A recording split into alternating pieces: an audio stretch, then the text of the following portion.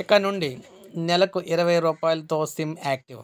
Troy కొత్త rules వచ్చేసాయి. నెలకు రూ. 20 అయితే సరిపోతుంది. మనలో చాలామంది రెండేసి సిమ్ములు వాడుతూ ఉంటారు. ఒకప్పుడు విరివిగా వాడినా టెలికాం ఛార్జీలు పెరిగిన నేపథ్యంలో రెండో సిమ్ కార్డు వాడే వారి సంఖ్య తగ్గింది. దీంతో తమ రెండో సిమ్ కార్డును పక్కన పడేసిన వారెందరో. అలా ఎక్కువ రోజులు సిమ్ కార్డును వాడకుండా వదిలేస్తే మీ పేరు రద్దయి వేరొకరికి చేరుతుంది. అలా కాకుండా అది మీ పేరు మీదే కొనసాగాలి అనుకుంటే కేవలం రూ. 20 రీఛార్జ్ చేసుకుంటే సరిపోతుంది. ట్రాయ్ తీసుకొచ్చిన ఈ నిబంధన ఎంతోమంది డ్యూయల్ సిమ్ వినియోగదారులకు గుడ్ న్యూస్ అనే చెప్పాలి. సిమ్ కార్డును కాల్స్, ఎస్ఎంఎస్లు, డేటా వాడకుండా ఎటువంటి యాక్టివ్ ఛార్జీ ప్లాన్ లేకుండా 90 రోజులకు మించి సిమ్ కార్డును పక్కన పడేస్తే అది డిస్కనెక్ట్ అయిపోతుంది. అప్పుడు మీ టెలికాం ఆపరేటర్ ఆ సిమ్ కార్డును మీ పేరు నుంచి రిజిస్టర్ చేసి వేరొకరికి కేటాయిస్తారు.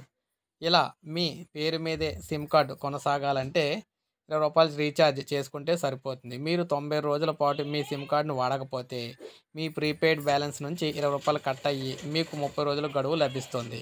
ఇలా ప్రతి నెల రూ. 20తో రీఛార్జ్ చేసుకుంటే మీ సిమ్ కార్డును యాక్టివ్గా ఉంచుకోవచ్చు. జియో, ఎయిర్టెల్, వొడాఫోన్ ఐడియా, మనకి బిఎస్ఎన్ఎల్ వినియోగదారులు ఈ సదుపాయం వినియోగించుకోవచ్చు. ఒకవేళ ఆ నెలలో ఏదైనా కారణంతో మీ ఖాతాలో రూ. 20తో రీఛార్జ్ చేసుకోకపోతే 15 రోజుల గ్రేస్ పీరియడ్ కూడా లభిస్తుంది.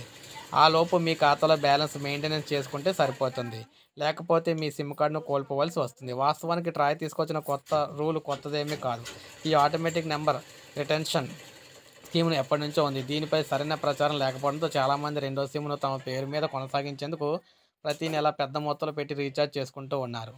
అయితే ఇప్పుడు చూసుకున్నట్లయితే అదే పోస్ట్ పెయిడ్ ఖాతాల విషయంలో అయితే 3 నెలలకు రూ. 177 చెల్లించాల్సి ఉంటుందని చెప్పారు. అయితే ఈ సదుపాయం కేవలం మీ సిమ్ కార్డును మీ పేరు మీద యాక్టివ్గా ఉంచడానికి ఉద్దేశించిన రీఛార్జ్ మొత్తం మాత్రమే. ఈ నెంబర్తో ఇన్కమింగ్, అవుట్గోయింగ్ కాల్స్ చేసుకోవాలంటే మాత్రం ఆయా టెలికాం కంపెనీలు నిర్దేశించిన ప్లాన్ ప్రకారం రీఛార్జ్ చేసుకోవాల్సి ఉంటుంది. సో చూసారు కదా, మొత్తం మీద సెకండ్ సిమ్ వాడేవారు ఎవరైనా సరే వారి సిమ్ డెడ్ అవ్వకుండా ఉండాలంటే నెలకి రూ. 20 అయితే రీఛార్జ్ చేసుకుంటే సరిపోతుందన్నమాట. సో ఇది మనకి లేటెస్ట్ అప్డేట్. ఒక లైక్ చేయండి, సబ్స్క్రైబ్ చేసుకోవద్దు, మన ఛానల్ సబ్స్క్రైబ్ చేసుకోండి.